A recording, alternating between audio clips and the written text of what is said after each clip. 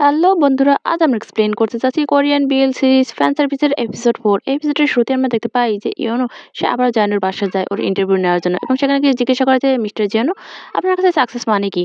তখন দেখা যায় যে জিয়ানো বলে যে আসলে আমি যখন ছোট ছিলাম তখন আমি টেলিভিশনের কাজ করতাম, এবং আমার তখন মনে হতো যে পুরো পৃথিবীটাই ওটার ভেতরে আছে।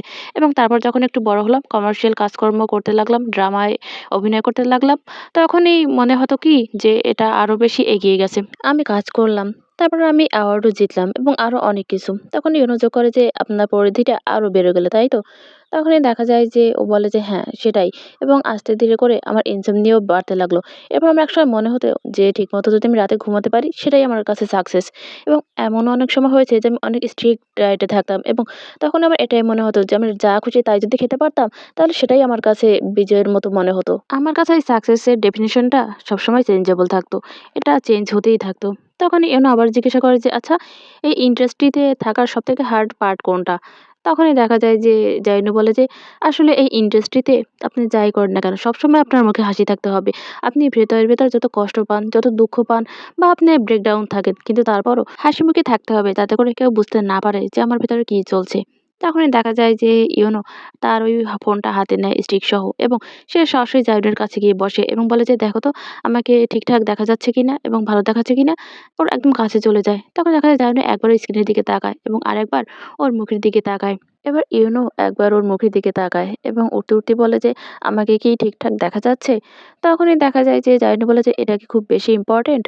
তারপর দেখা যায় ইউনো আবারও এসে তার চেয়ারটায় বসে এবং সে ওই স্ক্রিনটা দেখতে থাকে। এরপরের দৃশ্যে আমরা দেখতে পাই যে ইউনো সে টেবিলে বসে পানি খাচ্ছিল, এবং জায়নু সেও একটা গ্লাসে করে পানি নেয় এবং ওর পাশের একটা চেয়ারে গিয়ে বসে পড়ে এবং বলে যে, "আমি সবসময় একটা বিষয় নিয়ে খুবই টেনসড।"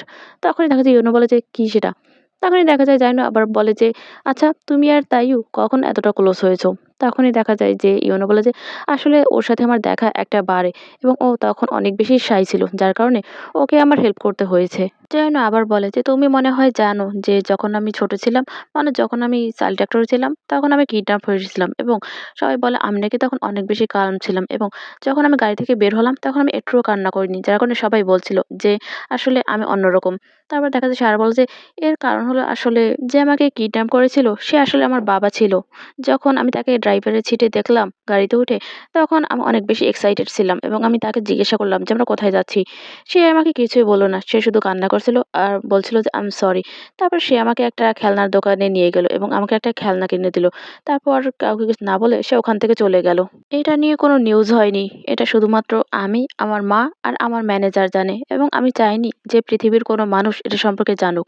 তখন ইউনো বলে যে, "আচ্ছা, তুমি যে আমাকে এটা বলছো এটা কি ঠিক?" তখনই দেখা যায় যে জাইনো বলে যে, "হ্যাঁ, আমি তোমাকে বলছি কারণ আমার কথা বলার মতো কাউকে দরকার ছিল। কাউকে এগুলো শেয়ার করার মতো ছিল, এবং আমার কেন জানি মনে হয় যে আমি এগুলো তোমার সাথে বলতে পারি।" তখনই দেখা যায় যে ওখানে তাইয়ু আসে এবং ম্যানেজারও সাথে আসে। তাইয়ু তখন জিজ্ঞাসা করে যে, "হায়ু, তুমি কি নিয়ে কথা বলছো?" ওদের দেখেই জাইয়ু উঠে দাঁড়ায়। তখন তাইয়ু বলে যে, "সো তার মানে তুমি আমাকে ট্রাস্ট করো না, যার কারণে তুমি এগুলো আমার কাছ থেকে আড়াল করেছিলে? তুমি জানতে যে আমি তোমাকে হেট করি, তারপর তুমি এগুলো আমাকে আড়াল করেছিলে?" তখনই জাইয়ু বলে যে, "তুমি যেটা ভাবছো সেটা এরকম না।" তখন তাইয়ু বলে যে, "তাহলে কি রকম এটা? তুমি জানতে যে আমাকে সবসময় আলাদা করে রাখা হয়েছে, এবং সবাই জানে আমাকে শুধুমাত্র জায়ুনের ছোট ভাই হিসেবে, এবং বাবার ম্যাটারটাও সেটা সম্পূর্ণই তোমাকে ঘিরে।" জানু তখন বলে যে, "আমি জানি সবসময় তুমি এসবের বাহিরে ছিলে, এবং এজন্যই আমি তোমাকে বলতে পারিনি। যদি তুমি বাবার ব্যাপারটাও জানতে তাহলে অনেক বেশি কষ্ট পেতে।" এই কথা শুনে তাইও রেগে যায় এবং বলে যে, "তুমি এক্সকিউজ দেওয়া বন্ধ করো। তুমি আমাকে ঠিক বোকার মতোই ভেবেছো, এবং আমাকে সেরকম বোকার মতোই ট্রিট করেছো।" তখনই দেখা যায় যে ইউনো উঠে দাঁড়ায় এবং ওকে বলে যে, "দ্যাটস এনাফ। তুমি একটু শান্ত হও। তারপর না হয় আমরা কথা বলব।" তখনই দেখা যায় যে তাইও বলে যে, "ইউনো, তুমি তো আমাকে বলেছিলে যে তুমি সবসময় আমার পাশে থাকবে।" তখনই দেখা যায় যে ইউনো বলে যে, "আমি এখানে কারো সাইডই নিচ্ছি না। তাই প্লিজ তুমি এরকম করো না।" তখনই জায়নু বলে যে, "এটা ইউনের ভুল না।" তখনই দেখা যায় যে তাইও বলে যে, "থামো, আমি বুঝতে পেরেছি, এবং সবসময় আমি সেকেন্ড অপশনই থাকি।" এই কথা বলেই ও চলে যায় ওখান থেকে। তখনই দেখা যায় যে ইউনোর সাথে যেতে নিলেই পেছন থেকে জাইনুর হাতটা ধরে ফেলে, এবং দরজার কাছে গিয়ে দেখা যায় তাইও আবারও ফিরে তাকায়, এবং ওকে অনেক বেশি হার্টব্রোকেন মনে হয়। এরপর সে ওখান থেকে চলে যায়। আর এদিকে দেখা যায় যে জাইউনকে বলে ইউনো হাত ছেড়ে দেওয়ার জন্য। আরও বলে যে, "আমি এখনই চলে আসবো। আমি তাইওর সাথে কথা বলে আবার এখানে ফিরে আসবো। তুমি আমার জন্য এখানেই অপেক্ষা করো।" এই কথা বলেই দেখা যায় হাতটা ছাড়িয়ে নিয়ে ওখান থেকে চলে যায়, এবং দেখা যায় ম্যানেজার আর জাইন দুজন দুজনের দিকে তাকায়। তাকায় এবং আমরা দেখতে পাই যে জায়নুর মনটা অনেক বেশি খারাপ হয়ে যায়। এরপরে আমরা দেখতে পাই যে তাইও যখন হেঁটে যাচ্ছিল তখনই পেছন থেকে ইউনো আসে এবং ওর হাতটা ধরে। কিন্তু দেখা যায় তাইও সে হাতটা ঝাড়া দিয়ে ফেলে দেয়। তখনই দেখা যায় যে ইউনো বলে যে, "তুমি কোথায় যাচ্ছিলে?" তাইও তখন রেগে বলে যে, "আমার কি করা উচিত ছিল? আমার কি ওখানে দাঁড়িয়ে থাকা উচিত ছিল?" তখন দেখা যায় যে ইউনো বলে যে, "একদমই তুমি পালিয়ে যেতে চেষ্টা করো না। আমি তো এখানেই আছি। চলো একসাথে যাওয়া যাক।" এই কথা বলেই সে ওর হাত ধরে টেনে নিয়ে ওখান থেকে চলে যায়। এরপর আমরা দেখতে পাই যে ওরা দুজনে একটা টুলের উপর বসে আছে এবং বিয়ার পান করছিল। তখনই ইউনো বলে তাইয়ুকে যে, "তুমি এতটা বিয়ার পান করো না।" ইউনো কিছু বলতে নিলেই ওকে থামিয়ে দেয় তাইয়ু এবং বলে যে, "আমি জানি আমার ভাইও অনেক বেশি কষ্ট পাচ্ছে। সে ছোটবেলা থেকেই সেটে কাজ করছে। ইভেন সে তো স্কুলেও তেমন একটা যায়নি। তাই এই বলে তার ফ্রেন্ডও তেমন একটা নেই। আমি এসব জানার পরেও তাকে ব্লেম দিয়ে যাচ্ছি।" তখনই দেখা যায় যে ইউনো বলে যে, "তাইয়ু, আমরা এখনো ইয়ং এবং তুমিও তখন ছোট ছিলে।" এবং দেখা যায় সে আরো বলে যে, "আমরা সবেমাত্র আমাদের 20 এ পড়েছি। আমাদের এই পার্টটা না হয় হিলিং পার্ট হিসেবেই আমরা নিলাম। ওকে?" তখন তাইয়ু বলে যে, "আমি আমার ভাইয়ের জন্য অনেক খারাপ ফিল করছি।" সে আরো বলে যে, "আসলে আমার কোনো আইডিয়াই ছিল না এসবের। আমি শুধু আমার বাবাকে অনেক বেশি মিস করছিলাম এবং এইজন্যই আমি আমার নিজেকে হেট করি। কারণ আমি এরকম।" এরপরে দেখা যায় সে আরো বলে যে, "কিন্তু আগে যখন আমি তোমাকে পেলাম তখন আমি অনেক বেশি হ্যাপি ছিলাম। তুমি আমার পাশে না থাকলে আমি এতদূর কিছুতেই আসতে পারতাম না।" তাই ওর কথা শুনে ইউনু একটু চিন্তায় পড়ে যায়। সে কি বলবে ভেবে পায় না।